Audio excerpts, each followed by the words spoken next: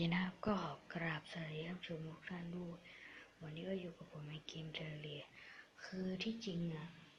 อันนี้มันมาจากตัวเก่านะอันนี้คือตัวเก่าแต่ผมลืมลงครับก็เลยมาอัพที่หลังโอเควันนี้ผมก็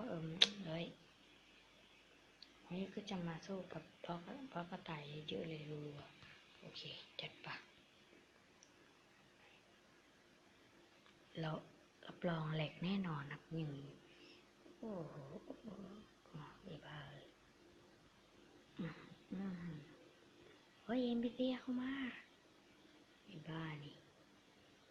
ถ้าตายนะจ๊ะเดเธอร์ที่จริงเซิร์ฟนี้ผมก็เพิ่งเล่นเมื่อ2 คืนนะแล้วก็ของจากตัวเก่ามานิดนึงโอ้ใจเย็นโอ้ผ่านโอเคทีนั่นเลยโคตรจะไม่ชอบเสียวตายอะดิครับแต่ผมเสียงแหบนิดนึง พอดีรู้สึกว่าจะโดนฝนมานิดเดียวตั้งนานแล้ว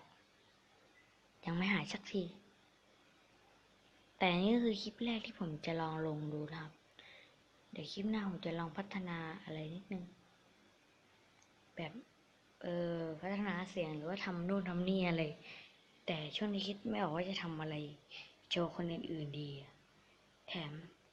ตอนเล่นรอบแรกก็ไม่ยอมอัดอีก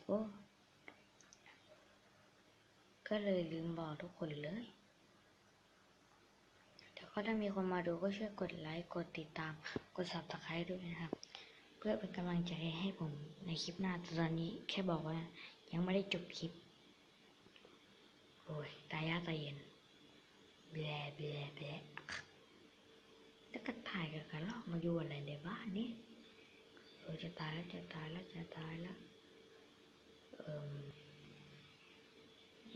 คัมภีร์ปลาบอสอยู่ไหนเจอแล้วปลาแช่นี่คืออันนี้ไวกว่า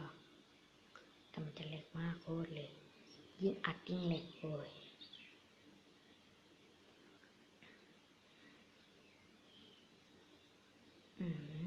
วันนี้ก็มานั่งปั๊มตังค์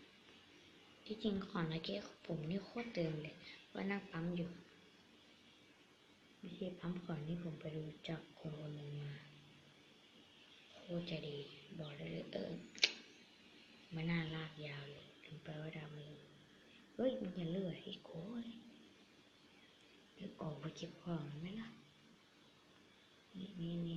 มานี่หยุดดีเอาของไม้ครับมันก็จะครับเงียบ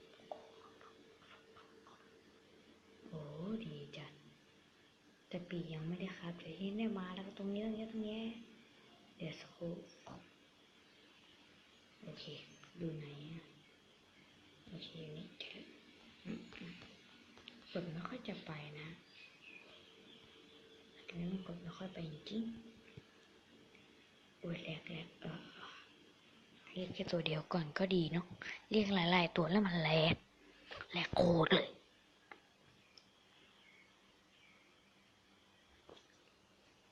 บ้านผมนี่โอ้โหแบบโคตรเล็กนะครับโคตรเล็กเลยเพิ่งจะสร้างมาได้2 วันแล้วได้3 วัน3 วันวันนี้วันที่3เล่นมาได้2 วันแต่ผมขอแนะนำนะครับถ้าอยากจะได้ยินขอให้เปิดเสียงดังๆที่แน่ผมอาจจะบางทีผมอาจจะไม่ลงคลิปเกี่ยวกับเทเรียแบบภาคนี้ผมมี2 ภาคนะครับภาคโกงกับภาคไม่โกงอาจจะลงภาคโกงดูก็ได้เพราะว่ารู้สึกว่าภาคนี้มันเล่นยากโคตรแต่ก็เล่นได้นะแต่ถ้าผมออกไปนี่คือผมตายเลยนะตรงนี้แล้วทำไมกูเปลี่ยนเรื่องไวจังไม่ใช่แล้วมานี่สวยหลังหมดยังครับหมดยังทำไมมาสู้ง่ายจัง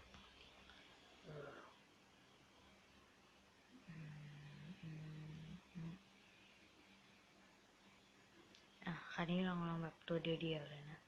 จะมาทางไหนนะจะมาทางนี้รอไป3 วันผ่านไปดูในแมปดีกว่า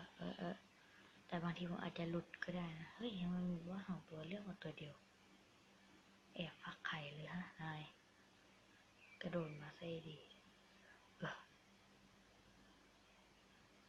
อันนี้ก็ไม่ใช่ตัวเก่าอะไรฮะพอดีไปเอาของจากอีกแบบนึงมาแต่แล้วก็มีหัวใจทองกับหัวใจแดงเพิ่มเพราะว่าผมไปเอาแบบโอเคแค่นี้ก็เดินเข้าไปได้แหละแต่หนังมันจะปล่อยไก่ใบใหญ่ดูนี่เดี๋ยวบอสเต็มบ้านโอเคจริงโอ้ยไปจีกะเกินนั่นไงแม่งเลยแค่กูบอกว่าอย่าปล่อยอีกาชุดหนึ่งนั่นแหละอีกาช่วยที่ไข่แปะแต่เราตีบอสเอง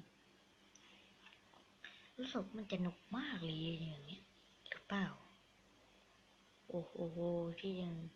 กำลังหาบอสออกมาแต่ตอนนั้นคือแบบกากครับก็เลยเดี๋ยวค่อยมาหาในคลิปหน้าโอเคโอ้รู้แล้วลืมเอาอะไรมาลืมเอาปีกงั้นวันนี้ผมขออัดคลิปแค่นี้โอเคครับโอเคไว้เจอกันใหม่ในคลิปหน้าแต่วันนี้สวัสดีครับบ๊ายบาย